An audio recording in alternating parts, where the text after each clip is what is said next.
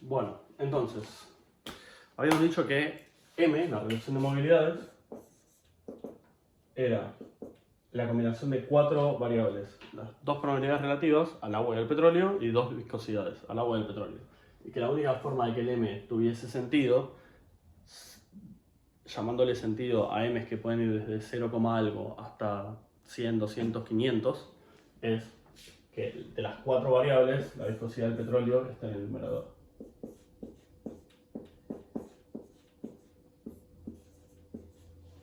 Es la forma de no pifiar nunca. Entonces, lo que tenemos que definir, lo que tenemos que decidir es a qué condición vamos a mirar cada una de estas variables. Bueno, habíamos dicho que las viscosidades dependían de la presión y la temperatura, ¿sí? Eran función de P y de T. El tema es que la temperatura del reservorio, salvo que haya casos muy extraños y que incluso no los vamos a poder capturar con ninguno de los modelos que estamos hablando, o sea que sí o sí deberíamos caer en un simulador termodinámico, vamos a asumir que es constante. ¿Cuáles son los casos extraños? Y puedo tener un reservorio profundo que está muy caliente y en superficie estoy en algún lugar del globo que tiene una temperatura de superficie muy baja e inyecto agua que atraviesa varios kilómetros de cañería o lo que sea. Entonces inyecto agua mucho más fría que el reservorio y de a poquito lo voy enfriando y hago que cambien las propiedades. Podría pasar, si está pasando lo tengo que resolver de otra forma, no lo puedo hacer con esto. Y la presión, una de las premisas de partida para la secundaria es que ya no hay más cambios de presión, así que estoy inyectando la misma masa, el mismo volumen que estoy produciendo. Entonces, si equiparo volúmenes, quiere decir que la cantidad de masa que tengo dentro del reservorio en condiciones de fondo es la misma, entonces ya no tengo más cambios de presión, porque nada puede expandirse ni comprimir ni contraerse. Entonces, estas dos son constantes, porque ambas no cambian. A ver, ¿de qué dependen entonces las probabilidades relativas? Bueno, las probabilidades relativas dependen, de verdad, de la condición de saturación de cada uno de los fluidos. ¿Sí? Como buenas curvas de probabilidad relativa que son,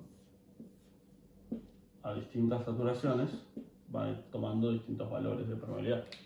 Entonces, debería definir adentro de mi reservorio cuáles, porque adentro del reservorio voy a tener un gran espectro de permeabilidades. Tengo que definir cuáles son las permeabilidades que voy a considerar representativas de lo que está pasando dentro del reservorio.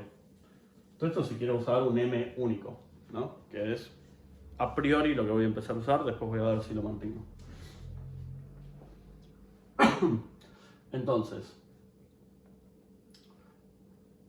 calculemos para el modelo más fácil que tenemos, o el más limitado, ¿cómo sería el M de flujo segregado? Bueno, habíamos dicho que el flujo segregado era o el reservorio estaba en 1 menos OR, banco de agua, o el reservorio estaba en SWIR, banco de petróleo. No tengo alternativas, no tengo escapatorias, no tengo grises. Las curvas de probabilidad relativa, si se acuerdan, eran únicamente los puntos extremos.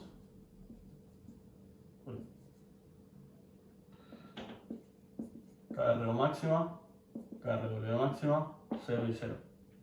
Por lo tanto, voy a llamar fluido desplazado, ¿sí? El denominador de la relación de movilidades, al fluido que está siendo desplazado justamente, y voy a considerar que eso es el banco de petróleo. Y voy a llamar fluido desplazante al banco de agua, que va a estar empujando agua hacia adelante.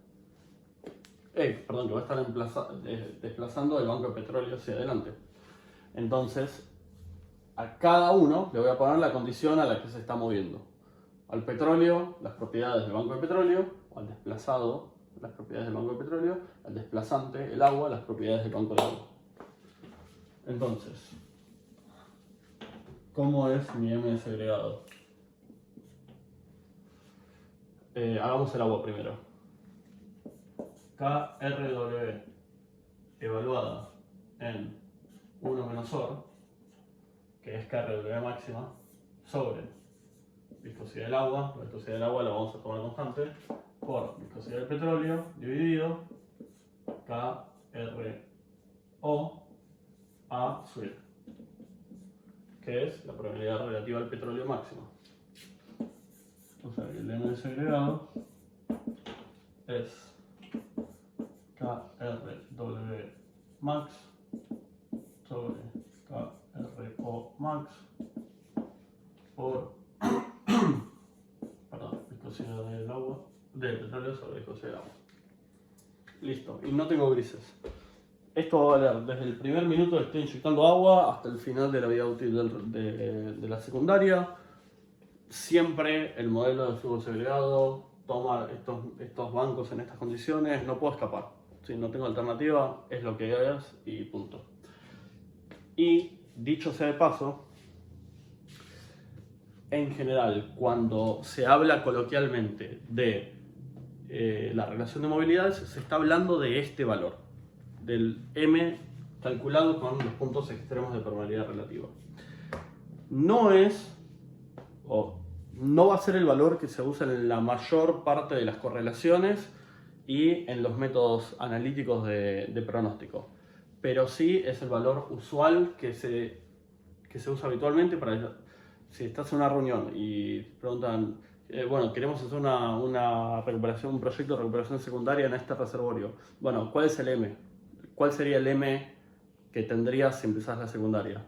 Conoces tu agua más o menos y la temperatura, las propiedades de tu agua, conoces las propiedades del reservorio y calculás el M que va a terminar siendo el M máximo, ahora lo hablamos, va a terminar siendo el M máximo con los valores extremos de permeabilidad relativa. Entonces, si estás en una reunión o lo están hablando coloquialmente, se habla de este M. Ahora, ni a palos va a ser el M que usemos para los análisis. O si estoy en flujo segregado, sí, pero no debería estar haciendo flujo segregado. Entonces,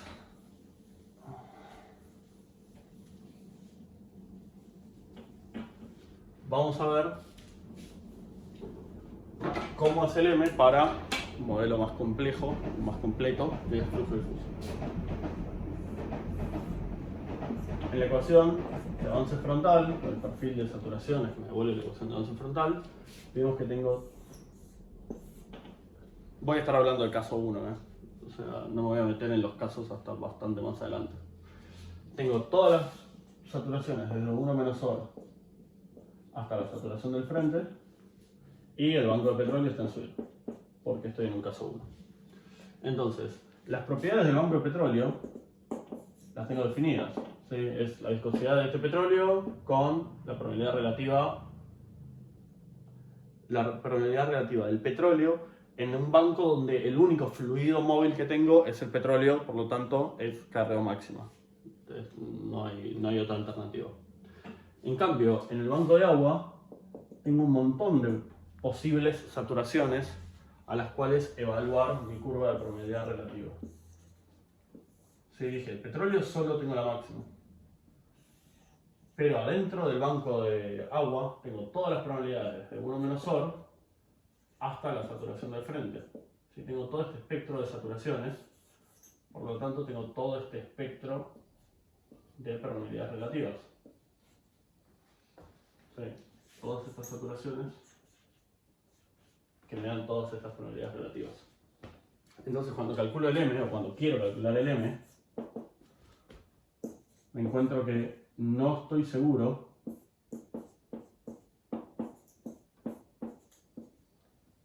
cuánto vale esto.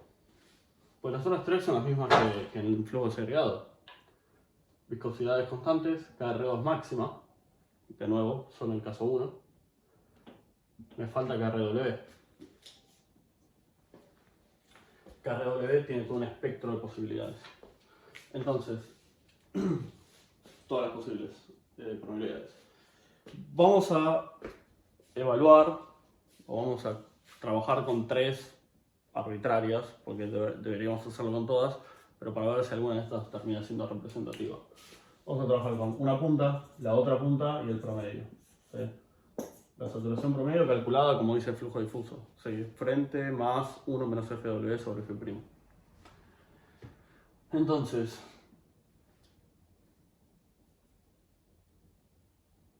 ¿cómo resuelvo esta duda? ¿Cómo resuelvo este sistema que, así como lo tengo, no puedo llegar a una conclusión? Bueno, Craig se tomó el trabajo de hacer un experimento para tratar de saltear esta incertidumbre. Lo que hizo fue algo muy ocurrente, que es, construyó un modelo en el laboratorio donde hizo un montón de mezclas de fluidos que eran miscibles entre sí, o sea que se mezclaban entre sí, que no es el caso de nuestro petróleo y nuestra agua. Entonces, lo que hizo fue agarrar una celda de laboratorio, inyectaba un fluido en una punta y producía fluido en el otro, ¿sí? O sea, un inyector y un productor. En esta punta inyectaba, por ejemplo, benceno. Esta punta producía otro hidrocarburo, por ejemplo, queroseno.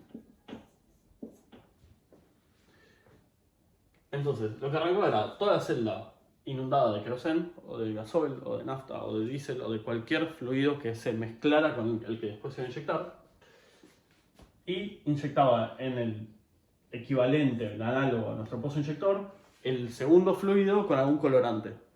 Entonces lo que veía era que a medida que esto avanzaba, iba tomando una cierta forma, se iba mezclando, obviamente, pero el colorante se veía, y en el momento en que el colorante llegaba al pozo productor, ponía pausa y estimaba este área respecto del área del cuadrado. ¿Qué es ese área? Es la eficiencia real. Y como justo ponía pausa, justo cortaba cuando el fluido inyectado llegaba al pozo productor, en particular es la eficiencia areal al breakthrough. ¿Sí? Entonces lo que calculaba era la eficiencia areal al momento del breakthrough para un montón de mezclas distintas. Ahora, ¿qué es lo interesante de esto? ¿Cuál es la magia de esto? Que por hacerlo con fluidos miscibles, la mezcla compartía la misma probabilidad relativa. Tenían distintas viscosidades, ¿sí? Porque cada uno de estos fluidos tenía su viscosidad. Pero como se mezclaban entre sí, la permeabilidad relativa era la misma para ambos. ¿Sí? Se movían juntos, la mezcla se movía de igual forma dentro del reservorio. Entonces, en la ecuación del M, voy a poner agua y petróleo, pero no son agua y petróleo, ¿sí? Son fluido A y fluido B. O bueno, podría poner A y B, la verdad.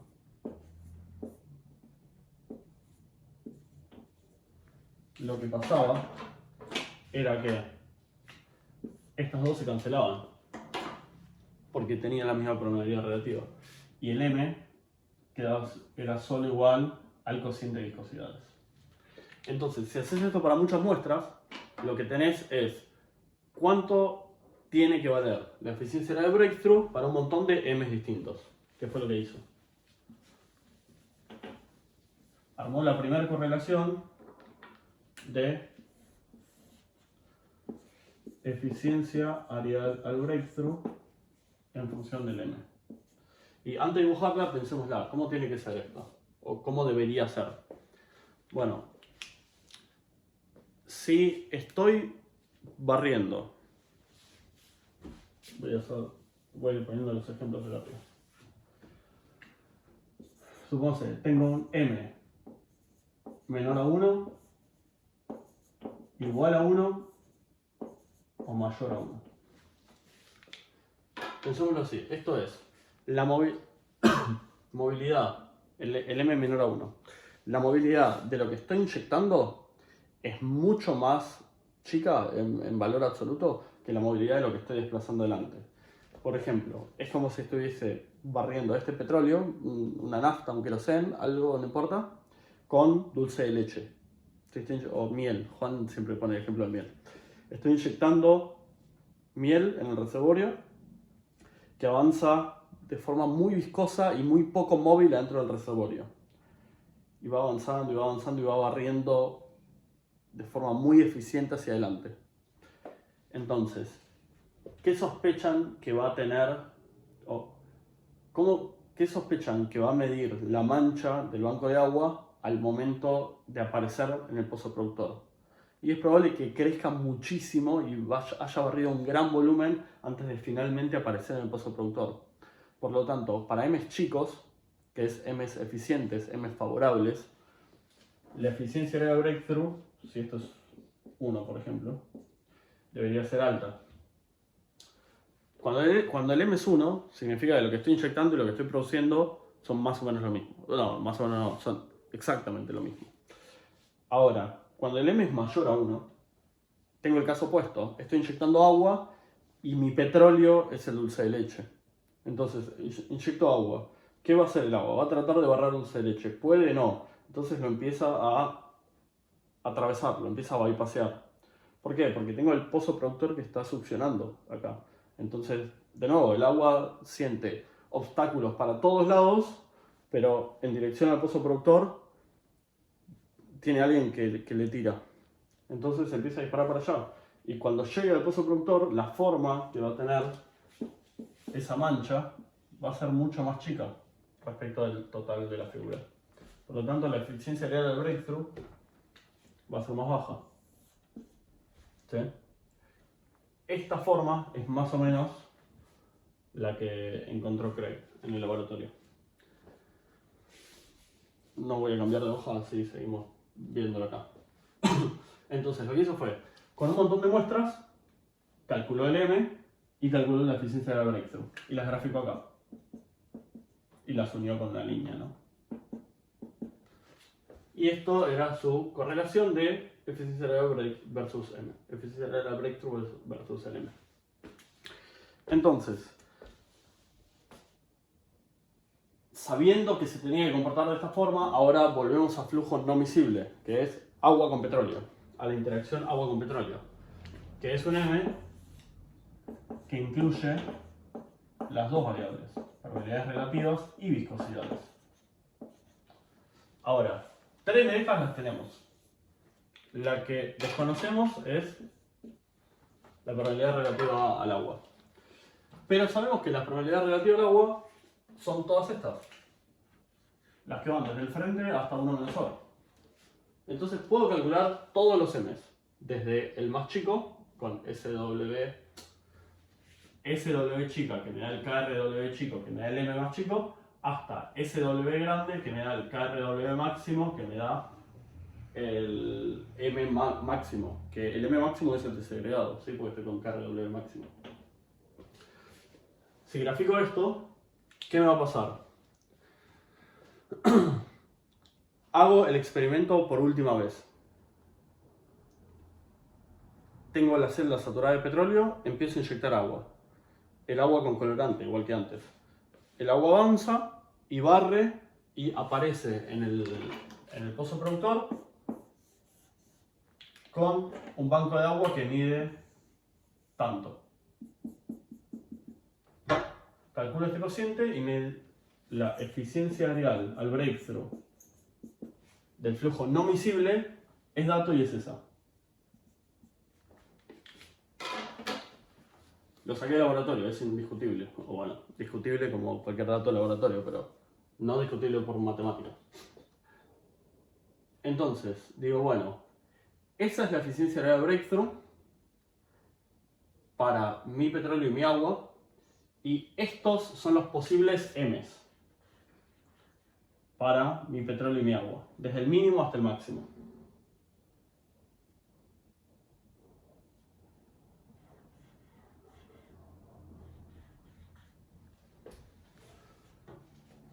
Bueno, de todos los M's, hay uno solo que es el que corta la curva.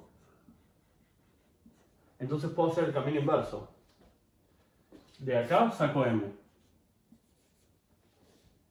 ¿Sí? Paso multiplicando KRO, multiplicando la viscosidad del agua, dividiendo la viscosidad del petróleo y despejo KRW. Entro acá con ese KRW y me fijo cuál es la saturación. Y la saturación que obtuvo era la saturación promedio. Entonces, ¿qué quiere decir esto? Que calculando indirectamente la eficiencia de breakthrough para un montón de valores, para un montón de mezclas, perdón, descubre cómo se comporta la eficiencia real al momento de breakthrough para infinitos M's, para todos los M's que yo pueda tener en rangos lógicos, ¿sí? Ni gigantes ni muy chiquitos. Vuelve a flujos no miscibles y se da cuenta que el M que mejor le aproxima con esa correlación que obtuvo es cuando el banco de agua se comporta como si fuese una única cosa saturación promedio. Es medio obvio, ¿sí? O sea, con el dato en la mano digo, ah, sí, obvio. La saturación promedio es lo más representativo de cómo se está moviendo un agua que tiene un perfil de saturación que ya le calculé, ya le había estimado la saturación promedio. Así que era intuitivo, pero de esta forma queda demostrado. Hay una cosa que no les dije todavía, que es un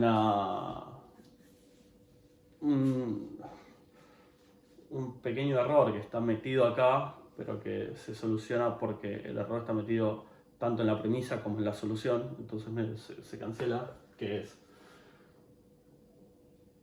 el M para flujo difuso tiene algo que nos estamos comiendo, que es, si yo digo el banco de agua tiene saturación promedio y el banco de petróleo está en suelo,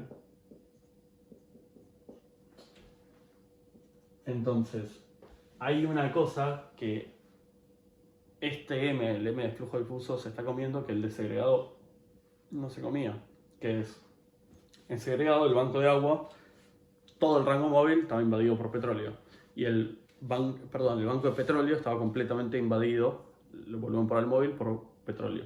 El banco de agua estaba completamente invadido, la zona móvil, por agua. Por lo tanto, cuando yo hacía desplazante sobre desplazado, los dos eran flujos monofásicos. Un agua completa empujando a un petróleo completo. En flujo difuso no. El banco de petróleo, perdón, tiene solo petróleo móvil, pero el banco de agua tiene parte de agua y parte de petróleo. Y yo estoy considerando que el fluido desplazante es petróleo a saturación promedio monofásico. Pero estoy dejando de lado este pedacito de petróleo. ¿Por qué lo deja de lado? Físicamente, porque ese petróleo no empuja.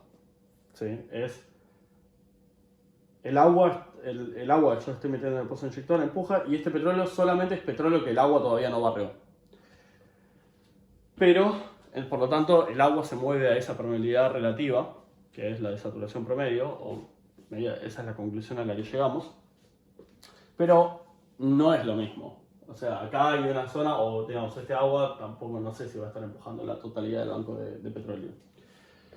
Pero un poco que en medio no hay problema con hacer esa asunción o hacer vista gorda a eso. Porque si bien estamos incorporando este error en la matemática del M, después por experimentación hallamos que la saturación promedio es la que mejor representa esto, la que mejor representa realmente el fenómeno. Entonces,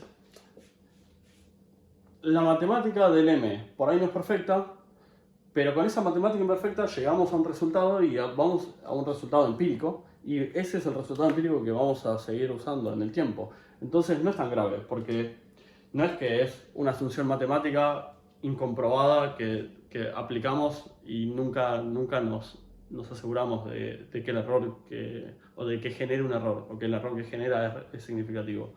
Sino que se parte de una premisa, se hace un experimento y con ese experimento se llega a una conclusión. Esa conclusión, mientras yo siga con la misma matemática y la misma conclusión, no hay problema. Si yo empiezo después a tratar de cambiar cosas, ahí sí voy a tener un lío. Pero acá no es tan grave, porque esto es flujo bifásico y con la matemática armada para ese flujo bifásico, que es esta KRW, hago el experimento real y llego a que el dato que mejor me representa es la saturación promedio. Perfecto. Suficiente como para que me lave las manos y diga, bueno, eso es es un problema con el cual no me voy a meter. Bueno, acá hay un par de hojas de todo esto que acabo de decir. Lo único que me faltaría mirar es, todo esto es muy lindo, pero vale hasta el breakthrough, que es justamente el momento de la correlación y todo esto.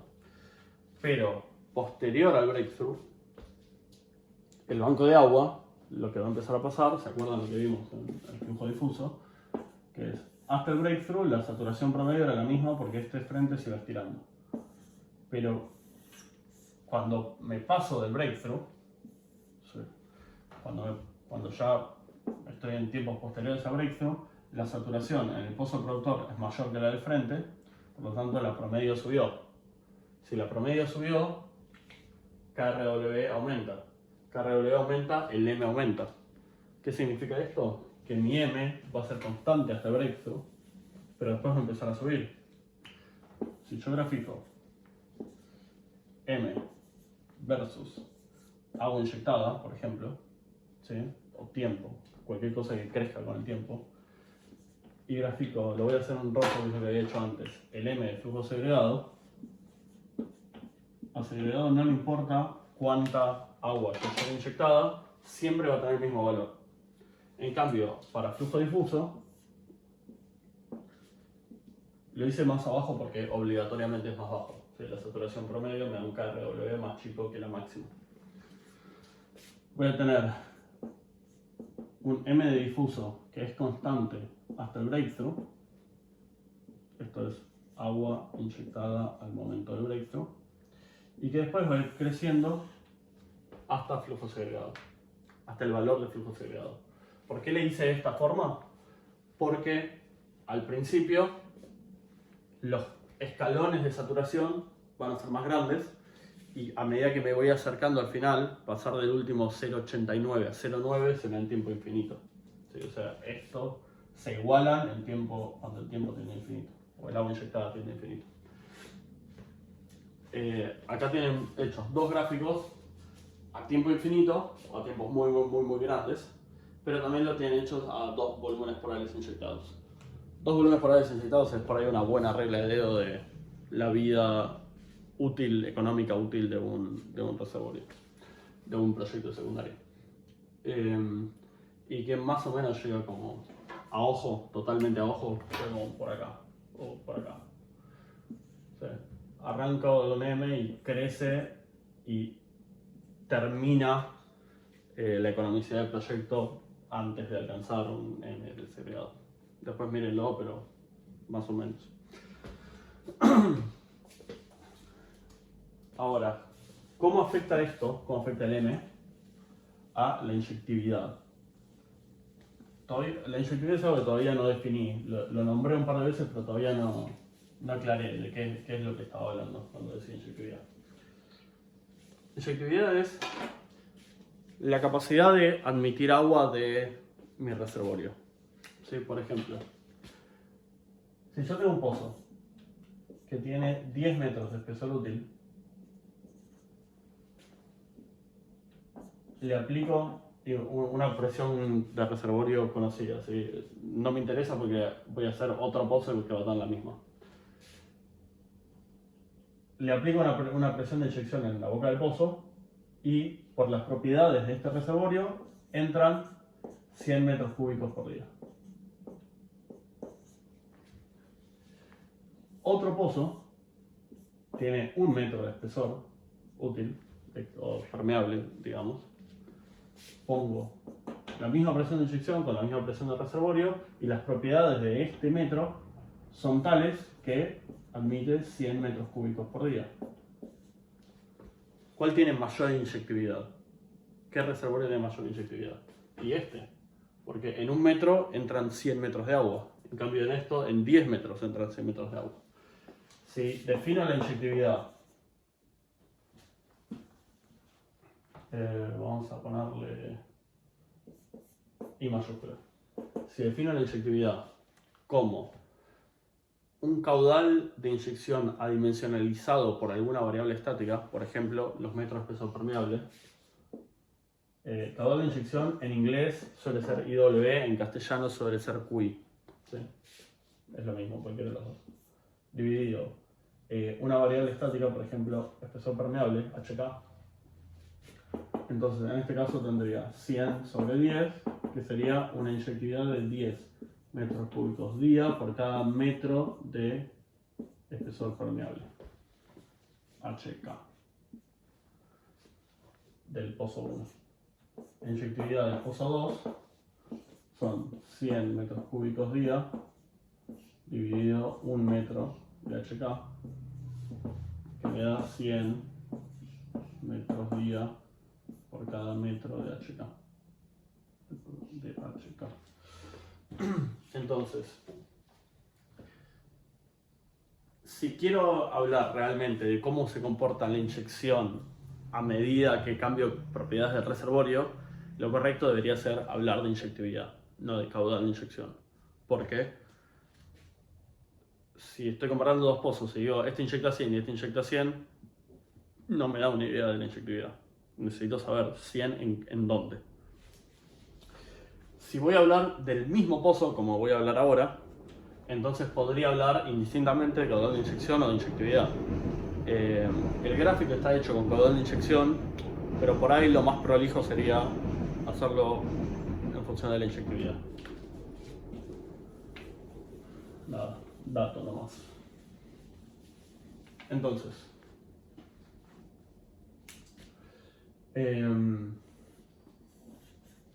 ¿cómo es el caudal de inyección?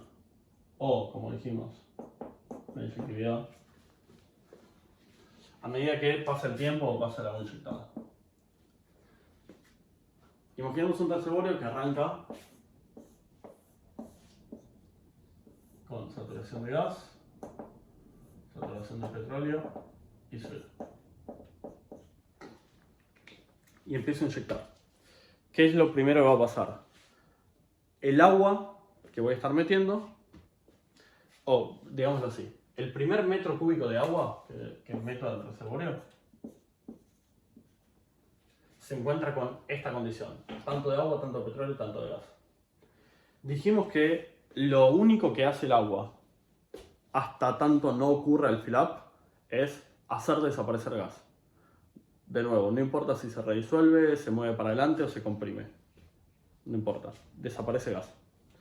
Entonces, el primer metro cúbico de agua encuentra esto, esto y esto. El segundo metro cúbico de agua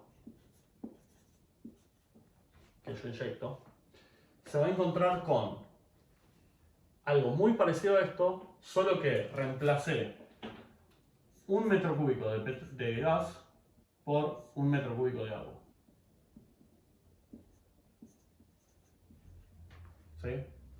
Este primer metro cúbico que entró, lo que hizo fue transformó uno de gas a uno de agua. Entonces, este segundo se va a encontrar con uno menos de gas y uno más de agua. Este segundo metro cúbico se encuentra con un reservorio que en promedio es más móvil o es menos móvil que antes.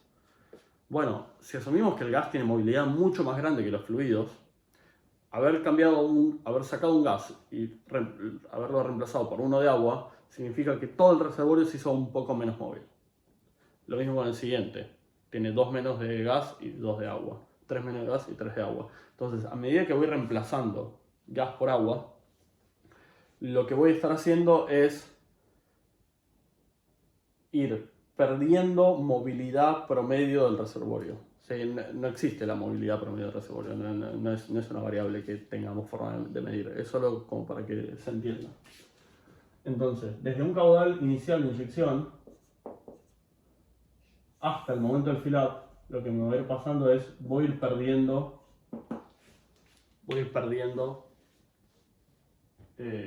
inyección adentro, o inyectividad adentro de ese reservorio. ¿Por qué? Porque estoy cambiando un fluido muy móvil por uno menos móvil, que es el agua. Llego al fill-up. Tengo agua y petróleo por delante del agua. Y en ese momento, justo al momento del fill-up, desaparece la última burbuja de gas. Lo que me pasa es, el siguiente metro cúbico de agua se va a encontrar, supónganse, mitad y mitad, 50 agua, 50 petróleo. Y entra un metro cúbico de agua. Transforma el 50-50 a 51-49. El segundo metro cúbico de agua que meto en ese momento, que se encuentra a 51-49. ¿Le es más fácil entrar o le es más difícil entrar? Va a depender de cómo se llevan este agua y este petróleo con el reservorio. Por ejemplo, si estoy con un M chico, ¿sí? Un M favorable, un M positivo, un M que me da un barrido eficiente, o sea, el agua que estoy inyectando es más dulce de leche que el petróleo. Cuando meto un metro cúbico de agua y están 50-50, el siguiente, que tiene 51 de agua, 49 de petróleo, le cuesta más entrar. ¿Sí? Pasa lo mismo que venía pasando con el gas. Saqué uno de petróleo, ahora lo saqué por el pozo productor porque ahora se produjo, y lo reemplacé por uno de dulce de leche. El segundo que quiero meter se encuentra más dulce de leche que antes. Entonces, sigue perdiendo caudal de inyección o inyectividad. ¿Sí? Esto es solo, ¿verdad?, para M menores a 1. Ahora, si el M es igual a 1, entonces tener 50 de agua y 50 de petróleo, o 60-40 o 99-1 es indistinto. Son para el reservorio, para la relación permeabilidad relativa a viscosidad, son el mismo fluido. ¿Sí? No tienen la misma probabilidad relativa y no tienen la misma viscosidad, pero el cociente, probabilidad sobre viscosidad, da igual. Entonces, no importa cuánto tengo de cada uno. Estoy metiendo algo que es igual que lo que estoy sacando. El promedio del reservorio no está cambiando. Por lo tanto, constante. Y, bueno, la que queda es obvia. Tengo petróleo que es dulce de leche, meto uno de agua, saco uno de dulce de leche, el siguiente que meto de agua se le es más fácil, porque le estoy eliminando dulce de leche y lo estoy reemplazando por agua más móvil. Entonces, esto empieza a subir. Ahora, hay una diferencia, que es, dijimos que el agua inyectada al breakthrough iba a ser distinta en función del tamaño que tenía la mancha, porque iba a estar barriendo más o iba a estar barriendo menos antes de aparecer en el pozo productor. ¿Cuál es la que más barría antes de aparecer en el pozo productor? La que tenía la mayor eficiencia. Cuando yo inyecto agua dulce de leche, esa agua va creciendo, va barriendo mejor y le tarda mucho o más que en los otros casos en aparecer finalmente en el pozo productor. Por lo tanto, el momento en el que finalmente aparece en el pozo productor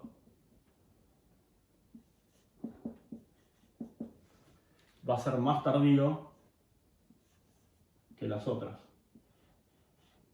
¿Sí? Voy a ir perdiendo, esta propiedad se va a ir achicando a medida que el M crece.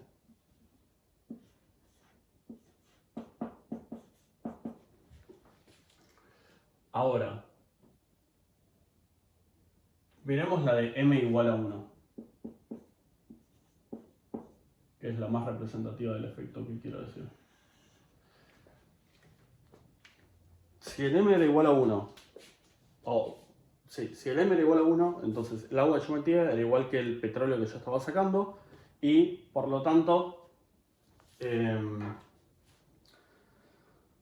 si yo metía uno de agua y sacaba uno de petróleo, el reservorio en promedio no cambiaba. Ahora, llego al breakthrough. ¿Sí? Si yo llego al breakthrough, lo que va a pasar es, el siguiente metro cúbico de agua que meto, no solo una parte empuja petróleo hacia adelante y una parte empieza a salir, por eso estoy en breakthrough, sino que un poquito de agua queda en el reservorio y me aumenta la saturación promedio. Ese aumento de saturación promedio, o sea, post breakthrough, la saturación promedio aumenta, que me genera que la KRW evaluada a saturación promedio aumenta, que me genera que el M aumente. Por lo tanto, el M que era 1, 1, 1, 1, 1, 1, después del breakthrough es 1,01. Cambió un poquito la saturación, que me hizo cambiar la permeabilidad, que me hizo cambiar el M. ¿Qué significa que cambie el M? O que cambie la permeabilidad relativa. Que ahora el siguiente metro que voy a meter yo, ahora sí va a tener una diferencia entre si acá adentro tenía 50 de petróleo y 50 de agua. Porque se comportaban igual cuando la permeabilidad relativa del agua, a la saturación promedio original, la saturación promedio previa al breakthrough, era tal que los cocientes me daban 1. Pero ahora la permeabilidad promedio a este agua nueva, que es a una saturación un poquito más alta, me da una permeabilidad relativa más alta. Por lo tanto el agua se mueve más fácil. Entonces, después del breakthrough, que el M empezó a crecer, lo que pasa es, cada metro cúbico que yo meto de agua, si bien es la misma agua, tiene una saturación tal que hace que la permeabilidad sea un poquito mayor. Por lo tanto, si elimino uno de petróleo y lo reemplazo por uno de agua, el reservorio como promedio me aumenta la movilidad. ¿Qué va a hacer eso? Que cada vez que yo meta más agua y saque más petróleo, se empiece a acelerar la inyección, empieza a aumentar la inyectividad. Por lo tanto, respecto de esto que venía siendo una línea recta, esto empieza a subir. ¿Sí? Y esto es verdad para los tres fenómenos. ¿Por qué? Porque en todo este pedazo, desde acá hasta acá, o acá, o acá, ¿sí? Cada uno hasta su línea, el M, no importa cuánto era el valor, era constante. Entonces, tenía un comportamiento determinado por su M, pero por su M constante, por un valor constante. En cambio ahora ya dejó de ser constante. Entonces, no importa el comportamiento que venían teniendo, quiebran ese comportamiento y empiezan a subir. Los tres empiezan a subir. No importa cómo hayan venido. ¿Por qué? Porque la saturación promedio empieza a aumentar. Entonces todos se despliegan para arriba. Bueno, y eso es todo.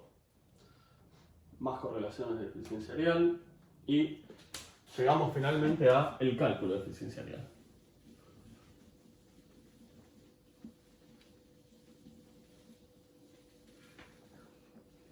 Ahora, vamos a calcular eficiencia real en tres momentos distintos.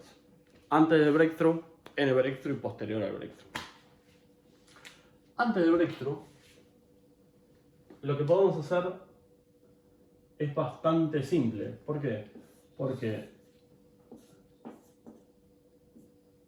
saturación versus distancia, la ecuación de avance frontal, nos dice que antes del breakthrough, la saturación promedio es constante y no cambia. ¿Sí? O sea que puedo reemplazar mi perfil de saturaciones por un plano de saturación promedio.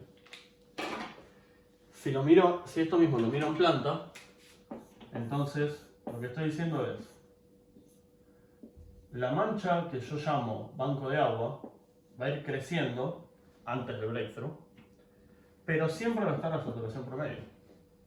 ¿Sí? Entonces, ¿qué está haciendo el agua que yo meto en el reservorio? Cada metro cúbico que yo meto al reservorio, el único efecto que ocasiona hace que mi mancha, mi banco de agua, crezca pasando de swirl a saturación promedio. ¿Sí? Eso es todo lo que hace el agua. Entonces, eso escrito en forma de ecuación lo puedo modelar así. El agua inyectada lo que hace es, a una porción del volumen por Al, la pasa de SWIR a saturación promedio. O sea, le hace este delta saturación, este escalón. ¿Pero a qué fracción de volumen por año? Y a lo que mida la eficiencia real, a lo que mida la mancha. ¿Sí? Cuando el agua inyectada es 0, la eficiencia real es 0. Cuando el agua inyectada es 1000, es alguna de estas. Por ejemplo, esta, que es la que me da, lo voy a despejar de acá, pero es la que me da esta ecuación.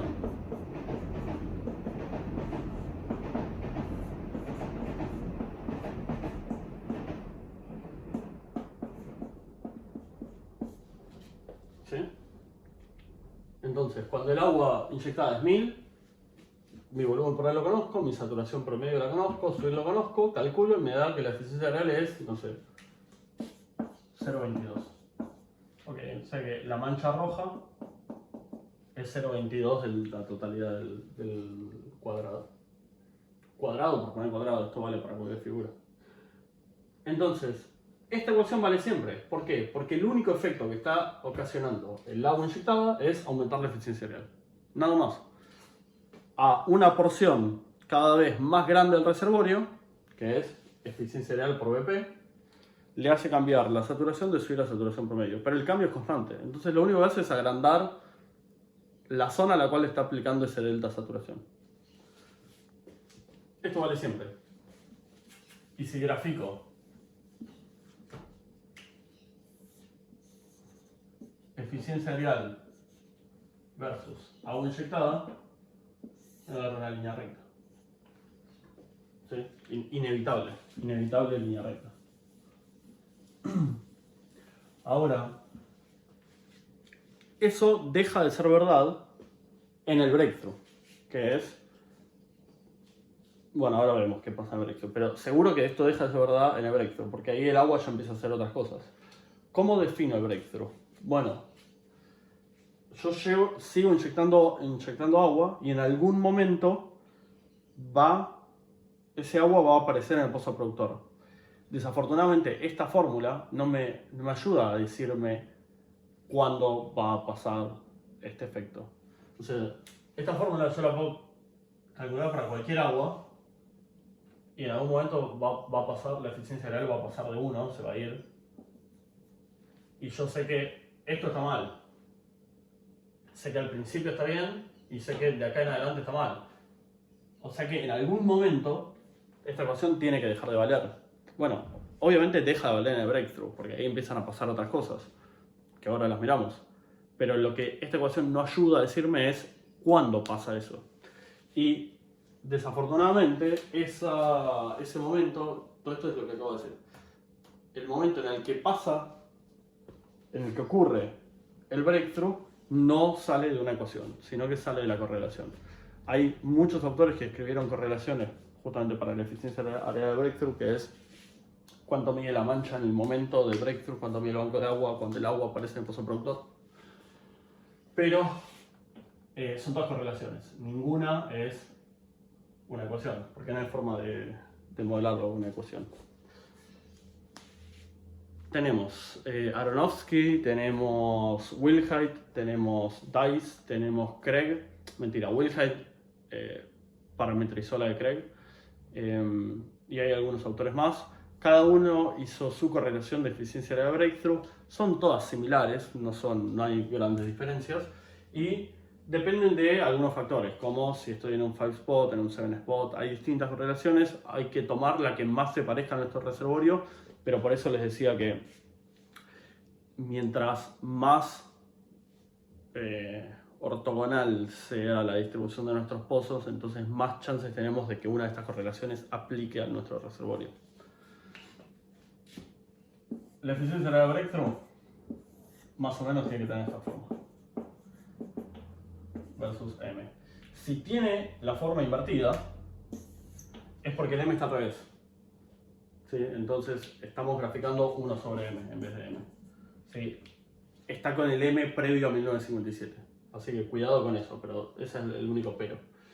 Ahora, eficiencia de breakthrough para un M igual a 1 de un 5 spot es exactamente lo que habíamos visto con la primera correlación de eficiencias salariales cuando estábamos viendo línea alterna. Cuando la línea alterna la acercamos de tal manera que se forma un cuadrado en vez de un rectángulo, y no lo puse acá, pero esa correlación estaba hecha para m igual a 1, entonces debería tener una eficiencia en el breakthrough del 72%. Podemos mirar acá, esta es la de Craig, que para el M1 la correlación, o sea, para m igual a 1, centrándome en 1, la correlación para Craig, que es para un 5 spot, me da que la eficiencia real es 0,68, por ejemplo. ¿Sí? Distinta de este 0,72 que tenía antes. Distintos autores van a tener distintas correlaciones, las diferencias en general son de ese orden, 2, 3, 4%.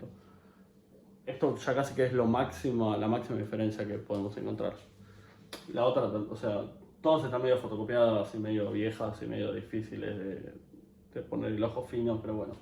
Hay algunas parametrizadas, por ejemplo, Wilhite agarró la correlación de Craig y la transformó por números, entonces solo con el M ya podemos calcular directamente la eficiencia real y no tenemos que estar mirando un gráfico, así que eso es una gran ventaja y lo vamos a usar más adelante. Pero bueno, entonces, de esta forma despejo la eficiencia real breakthrough. La eficiencia real breakthrough, sacada de acá, es el último momento donde vale la ecuación que venía usando. Entonces, el agua inyectada al breakthrough sobre volumen por A por el delta saturación que habíamos dicho, que es promedio menos R, de acá paso esto multiplicando y saco el agua inyectada al breakthrough. Entonces, si bien esta ecuación valía, o la podría calcular hasta el infinito, la verdad es que solo vale el último lugar, el último punto donde vale, el último momento donde vale el agua inyectada al breakthrough. Entonces, y obviamente esta eficiencia área al breakthrough tiene que ser esta. Entonces lo que me queda es calcular el futuro. Cómo sigue cambiando la eficiencia real a medida que sigo inyectando agua. Bueno, esta relación era lineal porque lo único que hacía el agua, el único efecto neto que tenía el agua sobre el reservorio era aumentar el banco de agua. Pero a medida que yo sigo incrementando el volumen de agua inyectado, ¿sí? La acumulada agua inyectada, ahora cada metro cúbico nuevo que yo meto de agua va a tener tres efectos. El primero es seguir aumentando un poquito la eficiencia real. Por eso la eficiencia real va a seguir creciendo, pero no de forma lineal, porque hay dos efectos nuevos. El segundo efecto es aumentar un poco la saturación promedio. No toda el agua va a aumentar la mancha, a aumentar el banco de agua. Una parte va a aumentar la saturación adentro de ese banco de agua. O sea que esta deja de ser constante. ¿Sí? Porque después de breakthrough la saturación promedio empieza a crecer. Y el tercer efecto y más inútil efecto para nosotros es un poco del agua se produce. Una vez que tengo breakthrough, parte del agua sale por el pozo productor. Fue el primer agua que metí, pero no importa. Cada metro cúbico ahora no crece un metro cúbico proporcional de volumen por área en el reservorio. Un poco crece, un poco sube la saturación promedio, pero un poco se produce. Entonces,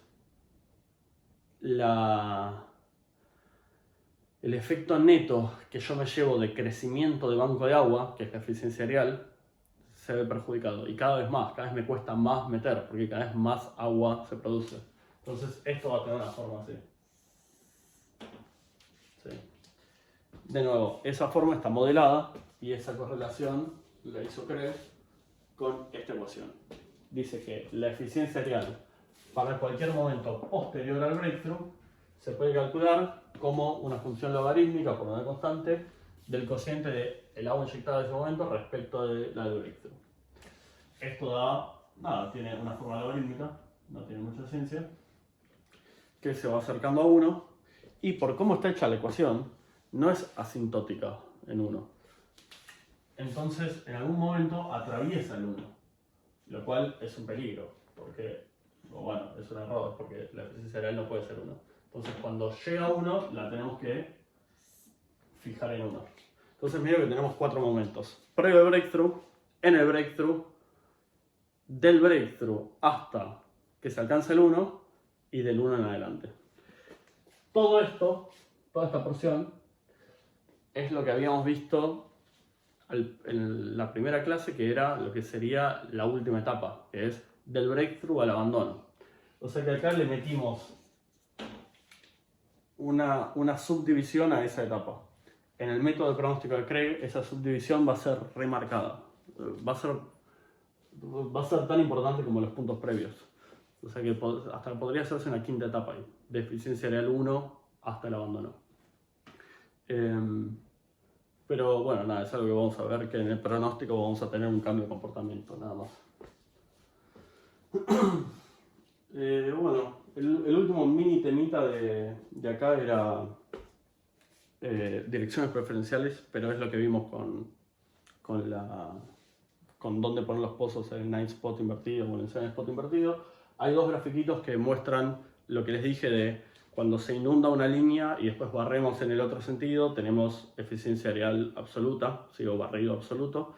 En cambio, si tenemos flujo en un único sentido y convertimos los inyectores en la forma opuesta, vamos a tener eficiencia que tiende a cero, porque vamos a barrer una línea y no un volumen. Mírenlo, no tiene mucha ciencia, es lo que acabo de decir. Bueno, y con eso cerramos toda la bibliografía clásica de eficiencia real. El próximo tema, bueno, va a haber por ahí un subtema, pero no lo voy a dejar para subir más adelante, que es cómo cambia la eficiencia real con las distintas posibles combinaciones las distintas condiciones iniciales de saturación de agua y saturación de gas, como hicimos con eficiencia de desplazamiento. Y el siguiente tema grande que se viene es eficiencia vertical. O sea, los siguientes videos van a ser eficiencia vertical primero.